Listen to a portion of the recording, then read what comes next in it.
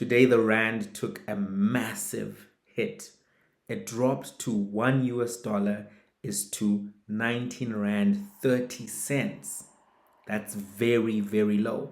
And this sharpened and accelerated a trend that has been going on for a decade.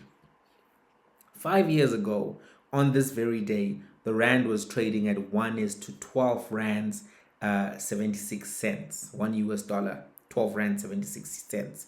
10 years ago, it was trading at $1 is to 9 rands and 60 cents. So you can see that there's been a decade of loss of value. But this particular day was not a great day for the South African rand. Now, there are short-term causes and long-term causes for why this happened to the rand. Let's look at the long-term causes first, because this is not coming out of nowhere. There are 5 significant long-term causes that have led to this moment and why markets are behaving like this. Number one, there has been low growth in South Africa. In fact, projections are that growth this year will be at 0.2%. That's basically zero, no growth. Number two, very high unemployment, especially for young people between the ages of 15 and 35. And that unemployment is significantly high. Over 60% of people in that age group are not in employment. Number three, political uncertainty. Right now, if you look at the city of Johannesburg, it's been rotating mayors. If you look at the leadership of the ANC, there are ministers who are fighting each other. All of those things make markets nervous, and they don't necessarily want to hold on to your currency when their nerves are not settled. Number four, worsening load shedding. Right now, this whole week, load shedding has been going on for over 10 hours a day. And that is having a negative impact not only on production, but also on trade, also on market sentiments. The last one is loss of confidence in Cyril Ramaphosa as the president. There was a belief that Cyril Ramaphosa needed time, that he was going to get things around, that he had a plan, that if only he got into power, certain things would change. But right now, many people are beginning to say that nothing is changing. And many people feel that he's already out of it, he's checked out. And you are beginning to see that in how the market is responding. They just don't think that he's on the ball, on the money, and that he's putting his all into it. And it's showing in the value of the currency. Then there are the short-term causes. And the most proximate short-term cause is that there's a diplomatic row which is occurring between America and South Africa, and it just exploded today. The American ambassador made serious allegations that South Africa actually gave ammunition to Russia when a Russian ship was in Cape Town. Very serious allegations. And the government has actually responded to say that they'll set up a commission of inquiry chaired by a retired judge to look into it. They didn't deny, but they say that they'll look into the allegations. But the reason why this diplomatic row actually made markets nervous and led to a sell of the rand as well is because there's potential for South Africa to lose out on access to AGOA. AGOA is this preferential market agreement that America has with a bunch of countries, which allows them to bring in their goods and products into the country for a low price.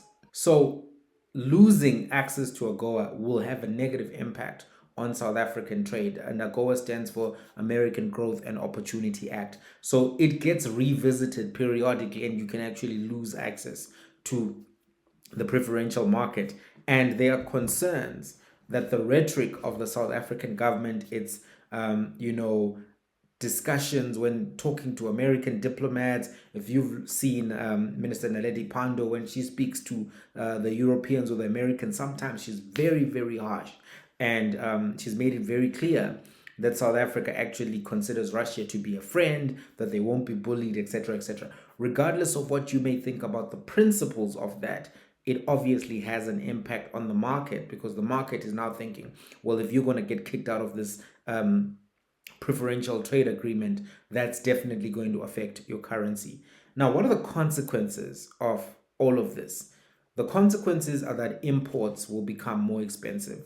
Fuel will become more expensive as the rand falls. Finished goods, whether they're coming from China or the USA, South Africa imports a lot of finished goods. Those will become more expensive. Those costs will be passed on to consumers who are already struggling with high inflation, high interest rates.